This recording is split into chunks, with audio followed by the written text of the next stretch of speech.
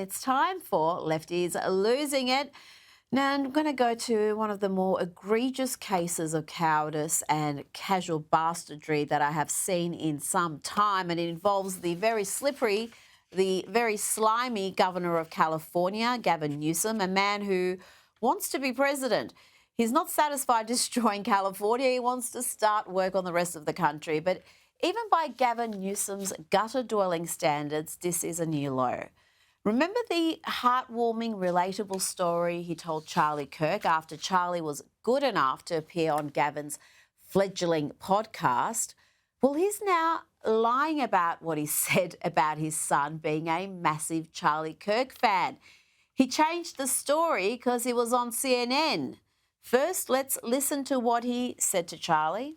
Last night, trying to put my son to bed, he's like, "No, Dad, what time? What time's Charlie going to be here? What time?" And I'm like, "Dude, you're in school tomorrow." He's 13. He's like, no. This morning, wakes up at 6 something. He's like, "I'm coming." I'm like, he literally would not leave the house. Did you let him take off school? No, he did. Of course not. He's not here for a good reason. But the point is, you canceled school for like 2 years. One day. The point is the point, which is you are making a damn dent. Thank you. Now, that's what he said earlier this year. And gosh, how quick-witted was Charlie. Quick as a flash, reminding Newsom about unnecessarily closing all those schools. Charlie did Gavin an enormous favour by agreeing to appear on his podcast. This is how Newsom repays him, by now walking back his comment that his son was a massive Charlie Kirk fan, because Gavin was on CNN and he knows all too well what that loopy audience thinks of conservatives, even the most friendly, joyful conservatives like Charlie. Listen carefully to Newsom here. What a snake. So that's your son, obviously a fan of Charlie Kirk. What was the conversation like between you and your son after Charlie Kirk was assassinated? Well, he called me, I don't know how he got a phone, but he called me from school that day, really alarmed, and all his friends were around the phone that wanted me to somehow express or understand what was going on. He wanted to know if he was dead. He wasn't a fan of him as much as he was familiar with him. And it was very revelatory for me because he's also out there. My son is 11, 12 years old. He's sitting there talking to me about not just Charlie Kirk, but folks like Andrew Tate. And he's, sort of beyond Joe Rogan, in many ways, sort of Facebook in so many respects of sort of this novelty of the pod, manosphere, et cetera. He wasn't a fan. He was just familiar, really. What a detestable scrote. This man can't even remember how old his son is. He got it right back in March when he told Charlie he was 13. Now on CNN, he's claiming he's 11 or 12. He's aging backwards, Gavin. Your son is 14 now, by the way. Hunter is 14. Write it down somewhere so you don't forget. Really, though, what a weak character that he would seek to alter his own story about his son's admiration for Charlie Kirk. Just a snake. But Gavin Newsom is a saint compared to this next woman, Jennifer Welch, may just be the most hideous person on American TV, and that's saying something. A hideous, bitter, crazy, far-left conspiracy theorist loser who only appeals to fellow awfuls. That's affluent white female lefties who have lost any semblance of rationality, any semblance of decency too, it seems.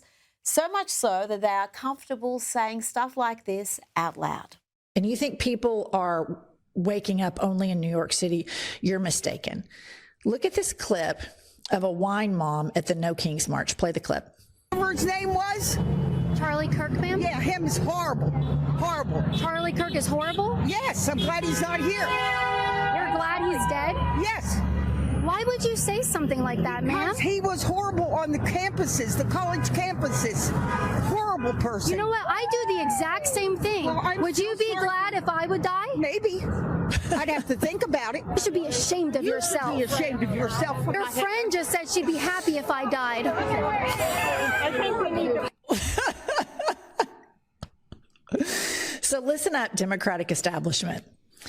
You can either jump on board with this or we're coming after you in the same way that we come after MAGA. Period. Yep, she thinks it's great that some deranged dimwit is celebrating Charlie Kirk's murder and telling a young woman to her face she too deserves to die for believing in things like biological reality.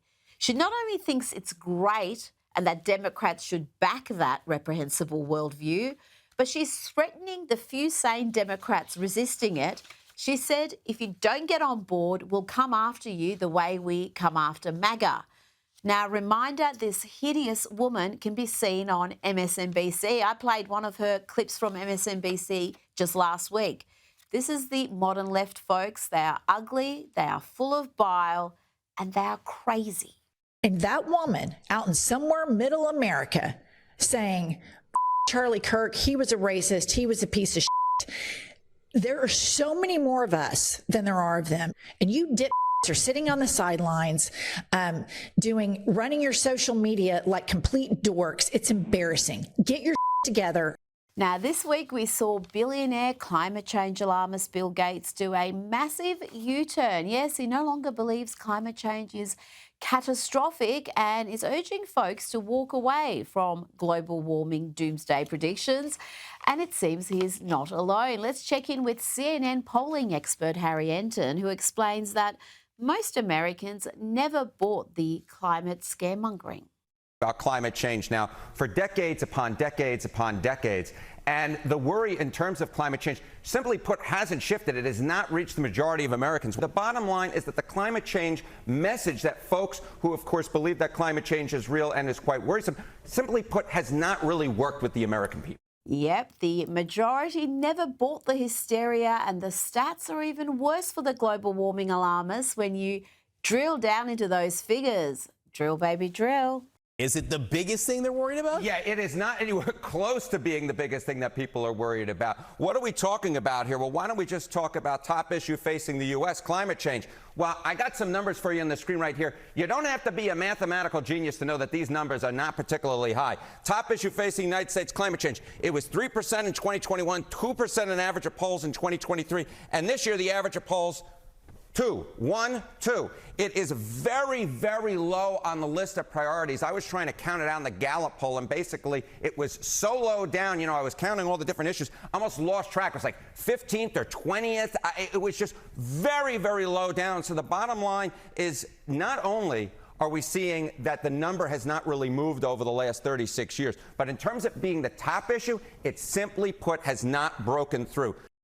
Oh dear, that must really be devastating for the Al Gore grifters, all those renewable rent seekers. Let's look at one more data point that really explains who sees climate change as a top-tier issue. In terms of how people feel it will impact them directly. What are you saying? Yeah, I'll just note two things. Number one, your Harvard education paying off. But number two, right here, look at this. Climate change effect on my home area will be harder to stay here. Look, in 2023, it was 23%. Look at where we are now, 17%. Now, these numbers are pretty comparable, but they're pretty comparable on the low side is what we're talking about here, is Americans simply put just don't think it will have the type of impact that will really change their lives, which again goes back to the message that Bill Gates was saying, right? This is not something that's going to be devastating for humanity. It's something we can work our way out of. A lot of Americans agree, and even on this, we're talking about just 27% of Democrats who believe that climate change affecting my home area, it would be harder to stay here. So even on the left wing, where you'd expect the climate change message to hit most home, it simply put is not reaching that type of level in terms of the doomsday scenario that Bill Gates is talking Interesting. about. Joining me now is political advisor and commentator CJ Pearson. CJ, even among Democrats, only 1 in 4 thinks climate change is going to have a profound effect on their lives and where they live. No wonder Bill Gates has done a big U-turn on this issue. A huge pivot. Well, Rita, first and foremost, thank you so much for having me. I got to look at these issues and I say that even Democrats are having a shock to reality when they realize the effects of the disastrous Schumer shutdown. Things that are affecting things like EBT benefits, things that are affecting things, like our military pay, the ability for our servicemen and women to actually be able to afford their groceries and pay their rent. Those are the results of the consequences of Democratic governance in this country. And so, yeah, you're right. Climate is not the biggest deal to many of these people because they're forced to confront real issues, real problems that are put on their plate by a Democratic Party that does not give a damn about them. And so, yes, climate change may be a pie-in-the-sky issue, existential threat to the Greta Thunbergs of the world, but to everyday Americans and everyday people all across the world, it's small pickings. Now, there were huge lines earlier today at Turning Point USA's latest event in Mississippi at Ole Miss, headlined by the Vice President J.D. Vance and Erica Kirk. People were waiting outside CJ for hours in the rain to attend this event, and J.D. Vance threw away the script to speak from the heart. You know, I got this whole speech written, and I'm not going to deliver any of what I had written. I'm just going to speak from the heart, because that's what Charlie would so often do. And you know, when I think about what we lost 6 weeks ago, it feels like forever ago when I was in a meeting in the West Wing, and one of my staff members came in and said that Charlie had been shot. And then I looked at my phone and I saw all the text messages and realized that my dear friend had been very seriously injured. Now, in the West Wing at that time, we actually thought that Charlie had a chance. We didn't know that he was eventually going to pass away. What a terrible tragedy for the United States of America. Because Charlie wasn't just a political figure. He wasn't just a guy who went around campus and said very interesting things. Charlie wanted you, more than anything, to invest in the things that were worth having, to build a life that was worth building. And that started, the most important advice he ever gave you was fall in love, get married, and start a family. And I can't honor Charlie without repeating that most important advice. And that was the message, and that's what so many people who think Charlie was spreading a message of hate seem to have missed. Most of those people, I think, have never actually heard Charlie Kirk speak, but he wanted young people to have what he was blessed to have, which is a loving wife, having a family, and building the foundations for what is a really rich life. No, you're exactly right. I think the vice president took the words right out of my mouth. You know, Charlie Kirk lived a life bigger than him, and that was exactly his intention. And to see the crowds that we're seeing at universities like Ole Miss, and, you know, of course, the tour is not stopping. We'll see them at Auburn University in just a few weeks. It shows that his movement is not just alive, but it's alive and well, and it's growing. It is, you know, what's interesting to me that the left tried to stop this movement with a bullet, but what they actually did was grow it tenfold. And so young people are waking up. Young people are more active and energized than ever to fight for this country, to do all that they can to make America great again. And I got to say, I know Charlie. I knew Charlie very, very well. And I know that he's looking down on all of us with a smile on his face. And we're doing all that we can to make him proud. Well, that's what Erica Kirk asked for as well. She's asked the audience to make Charlie proud. She got a huge reception naturally. And she also asked the young audience to find their courage.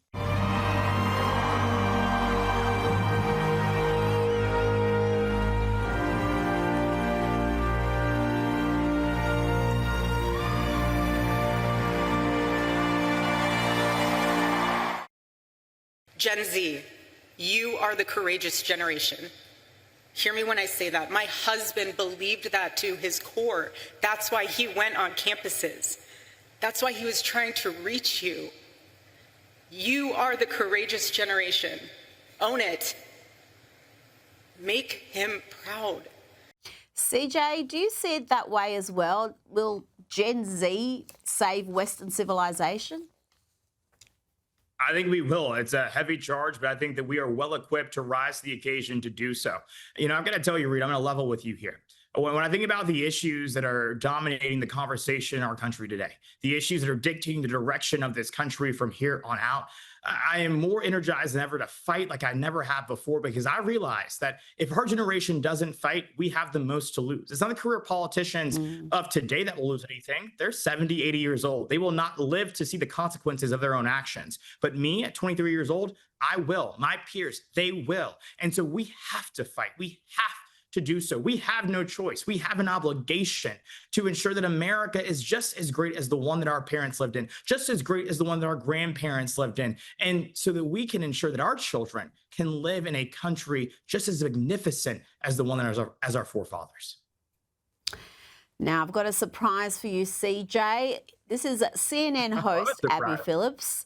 We love surprises. You know, she is a leftist, a Trump critic. Some would call her a hater, but yet she said this on the popular Breakfast Club podcast about how Donald Trump is so popular because he gets things done. In a way, he's challenging capitalism. He's putting tariffs on countries indiscriminately just because he wants to, making the case that he's doing it for Americans. He is taking government stakes in private companies. That's a Bernie Sanders idea, by the way. He is creating a government website where people can shop around for prescription drugs, another Bernie Sanders idea.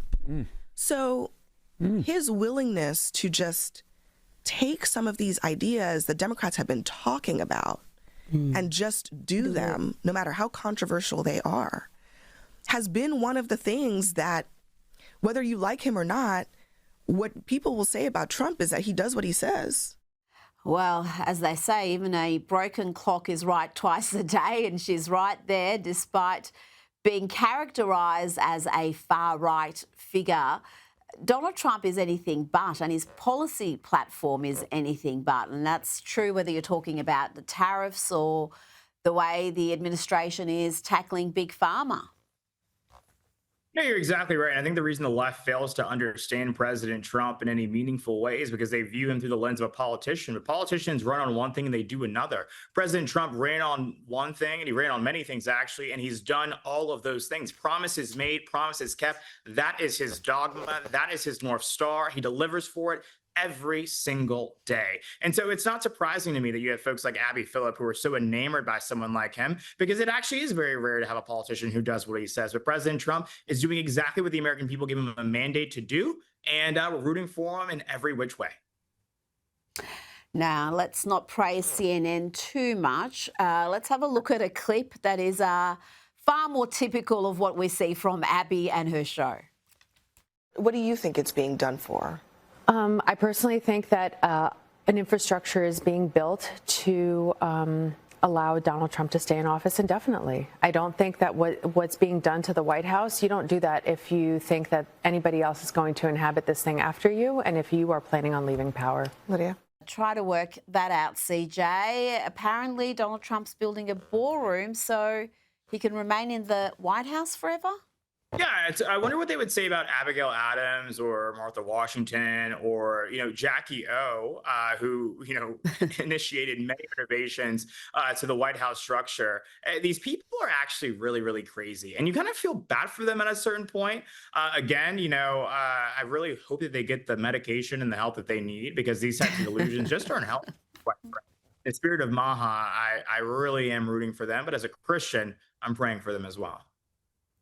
Well, before you go, just try to make me understand where this hysteria comes from over this ballroom. You would think it would be the least controversial thing a president has ever done. Building a ballroom for the White House, a gift to the American people. The taxpayers aren't paying for it. It's going to be built with Trump's own money and donors, rich donors who are contributing to this. And yet they're finding a way to dress this up as some sort of a major scandal. Rita, I spent a lot of time in Washington, D.C., and I kind of need you to come on a visit here so you can see just how unwell these people are. They are just truly, truly unwell. These people would be upset if President Trump woke up at 6 a.m. They would call him unwell, but they were not calling Joe Biden unwell when he would wake up at 2 p.m. And then, of course, only to be, rehabilitated by his 2 scoops of ice cream that made him feel well again, right? And so I can't really get myself into these people's brains, because thankfully I think that, I'm mentally fit enough to even have these conversations. These people are not. But it's truly interesting to see. And I hope what we realize that these people have no business weighing in on issues of actual importance, because they have absolutely just been completely corrupted by Trump derangement syndrome in every which way. Welcome back. Joining me now, celebrity and royal commentator Kinsey Schofield. Kinsey, Prince Harry and Meghan Markle were sensationally booed at the World Series face-off between the Dodgers and the Toronto Blue Jays when they were beamed up on the big screen. Have a look.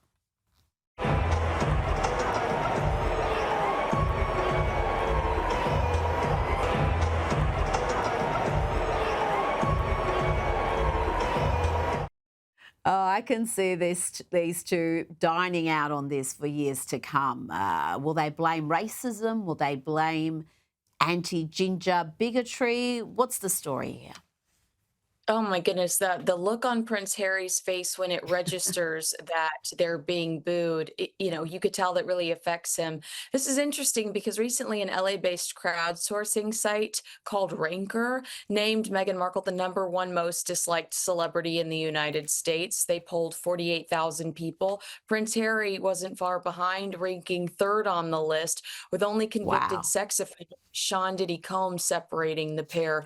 The reaction they received at the World Series seemed to confirm this sentiment when Meghan and Harry appeared on the Jumbotron while sitting front row in front of all of these athletic greats. Like, why should they be on the front row? Where is your son Archie, Harry? Why are you always dragging your bride? The crowd erupting in boos. It's a clear reminder that they may not be as admired as they believe they are. Well, not even in the US. We know what the Brits think about them and what Australians think about them. But even in the US, where you would think in California with celebrity culture, they would have some standing. But no, even the Yanks are sick of them. Now, that wasn't the only time Prince Harry copped a brutal slap down this week. He was also mocked on comedian Hassan Minhaj's show about his memoir and life in the US. Let's have a listen. Hey, do you like my Cybertruck? You guys out there, you cannot laugh like this. We're having a real thing. No, but by the way, the laughter, it's encouraging. Is it encouraging or is it mocking me? I'm not sure. Come on, y'all. He can't be too upset about that, can he? Look, according to a 2023 New Yorker profile, comedian Hassan Minhaj fabricated personal stories about experiencing racism in his stand-up specials and interviews, basically saying he's an insincere and problematic race baiter. This is the perfect view for Prince Harry, since he married one of those as well. This is a huge PR fail on Harry's team, and he looked silly. The guest made fun of him, and was given this big opportunity. So if I were Harry and Meghan's publicist, I would probably be looking for another job. Well, I wasn't aware of Hassan's form in this area. That is very, very interesting indeed. Now let's talk about Katy Perry and Justin Trudeau. One of Katy Perry's friends has revealed to the Daily Mail why she loves Justin so much. And apparently it's because, and I'm quoting here, she's very into astrology and she loves that he is an earth sign, a Capricorn. She is a Scorpio, like a total typical Scorpio. So she is very driven and headstrong. So she likes having an earth sign as a boyfriend because it grounds her. This is a quote from the friend, Kinsey. I think I lost around 20 IQ points just reading that out. I mean, really, she can't be that daft. I think that we just don't understand this because we're not astronauts. And when you're an astronaut, you need a boyfriend that grounds you, okay? If she's Makes specifically sense. looking for a boyfriend that grounds her, perhaps it's just because life in space is hard and maybe one day we'll get there. Yes, maybe she's mixing up astronomy and astrology. Maybe the two can be brought together by the power of Katy Perry. We can only hope. Now, this is ugly. Listen to this. Former CNN news host Don Lemon has been labelled a hypocrite after telling the co-host of his new digital show that he thinks Meghan Kelly looks trans and that she's clockable, which they then Google and realise the term means you can easily identify or clock a person as being transgender. Have a listen. Meghan Kelly, my final words, kind of looks like a Barbie doll covered in like WD-40. I think she looks trans. Let's end on that note. She looks, she looks clockable. I'm lost for words. I mean, what is he looking at? Meghan Kelly is objectively beautiful. She's a beautiful woman. There's no doubt about whether she's a woman. And what an ugly attack from someone like Don Lemon, who has said some fairly questionable things in the past whilst he was an anchor at CNN. And isn't it interesting about how it's always about women? You know, he's not this critical and hateful about and judgmental about other men. What he got fired for at CNN was talking about women. So this just feels like it's perfect, right in his wheelhouse. But imagine if you or I said the same thing about a liberal woman, we would be canceled. We would be absolutely destroyed for it. Why does he get a pass? Is it because Kelly is considered a conservative woman? I think it's, again, another example of the tolerant left showing their true colors, how absolutely hateful they can be. Before you go, just quickly, actress Jamie Lee Curtis has clarified remarks she made about Charlie Kirk in the days following his death. This is after she copped backlash, Kinsey, because she didn't celebrate his death. She's got a bit of a far left following this one. Yeah, and she said that she was mistranslated when she said that she wished him well, and that she wasn't intending to speak about Kirk in a very positive way, but was talking about his faith. So a woman that stands up after a man is murdered and says, we shouldn't be applauding this, he's a father and a man of faith, is now taking that back. Make this make sense. She is apologizing for saying it was horrible that he was murdered. Absolutely disgusting. Kinsey Schofield, thank you so much for your time tonight.